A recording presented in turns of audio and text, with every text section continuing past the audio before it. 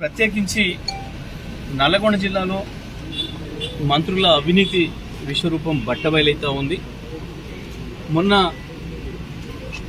Municipal ఎన్నికల్లో కూడా డబ్బులు అడిగి లంచాలు అడిగి ఇవ్వలేదని చెప్పి పాపం రైస్ మిల్లర్ల మీద పడి దుర్మార్గంగా అరెస్టులు చేసి కుటుంబ సభ్యులతో సహా అరెస్ట్ చేసి జైల్లో పనిచేస్తూ ఉన్నారు.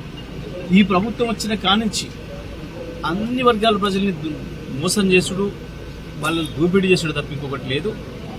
ప్రత్యేకించి తెలంగాణలో వాస్తవానికి ఉమ్మడి నల్గొండ జిల్లాలో భారతదేశంలోనే అత్యంత ఎక్కువ పంట పండించిన జిల్లాగా నల్గొండ జిల్లా రికార్డు సృష్టిస్తే ఆ 10 ఏళ్లలో ఏ ఒక్కరోజు కూడా రైతులకు ఇబ్బంది లేకుండా, మిల్లర్లకు ఇబ్బంది లేకుండా, కరోనా సమయంలో కూడా అధికారులు, మా ప్రజాప్రతినిధులు, మా ఎమ్మెల్యేలు, మా సర్పంచులు, ఎంపీటీసీలు, జడ్పీటీసీతో సహా ప్రతి ఒక్కరు కూడా చక్కటి కోఆర్డినేషన్ చేసుకొని ఎవరికే ఇబ్బందులు రాకుండా కాపాడుకుంటూ వచ్చినాం, ప్రతి గింజలు కొనుక్కుంటూ వచ్చినాం. కానీ ఈ ప్రభుత్వం వచ్చిన తర్వాత ఒకవైపేమో దోపిడీదారులకు, దళారులకు వదిలేసి రైతాంగం యొక్క ధాన్యం కొనుగోలు చేయకుండా ఆ సమయానికి ధరలు తగ్గించి అమ్ముకోమని చెప్పి, ఆ ధరలు తగ్గించి అమ్ముకోమని చెప్పి దానికి ప్రతిఫలంగా మాకు ఎన్నికల ఖర్చులు లంచాలు ఇవ్వాలని చెప్పి మిల్లర్ల మీద ఒత్తిడి చేసి కూడా దుర్మార్గంగా వాళ్ళు భయభ్రాంతులకు గురి చేస్తున్నారు.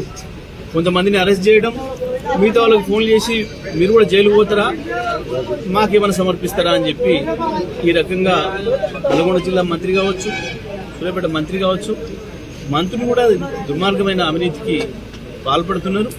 మరి ఈ విషయాన్ని కూడా జిల్లా ప్రజలు కావచ్చు, జిల్లా వ్యాపారస్తులు అందరూ కూడా గమనించాలని చెప్పి నేను కోరుతాను. ఈ ఎన్నికలు అయిపోగానే వేస్తున్నానని చెప్పి మాట్లాడండి. ఎందుకంటే మున్సిపాలిటీ పరిధిలో కూడా అనేక మంది రైతులు ఉన్నారు కాబట్టి మళ్ళొకసారి రైతుల్ని ఓట్లు తీసుకొని మోసం చేయడం, ఆ మాట చెప్పింది ఇంతవరకు కూడా రైతు బంధు వసూలు లేదు.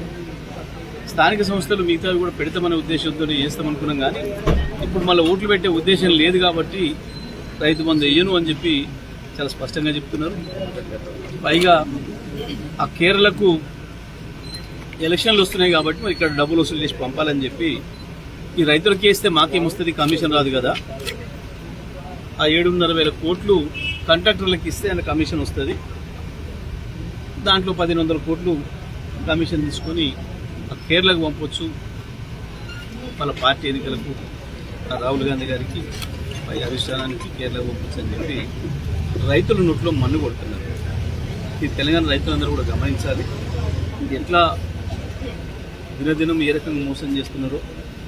రైతు బంధు విషయంలో ఇప్పటికీ ఎన్నిసార్లు మోసం చేసిండు, ఎన్నిసార్లు దేవుళ్ళ మీద ఒట్లు పెట్టిండు, ఎన్నిసార్లు వాయిదాలు పెట్టిండో చూసిండు. వాస్తవానికి మళ్ళీ కేసీఆర్ గారు కనుక వచ్చి ఉంటే, ముఖ్యమంత్రి అయి ఉంటే ఈ పాటికి రైతుల ఖాతాలలో దాదాపుగా 24,000 ఒక్కొక్క ఎకరానికి పడుతుంది. ఈ కొత్త ప్రభుత్వం వచ్చిన తర్వాత ఈసారికి 30,000 అవుతుండేది. కానీ ఈ ప్రభుత్వం రైతాంగాన్ని ఎట్లా మోసం చేస్తుందో చూస్తూ ఉన్నాం.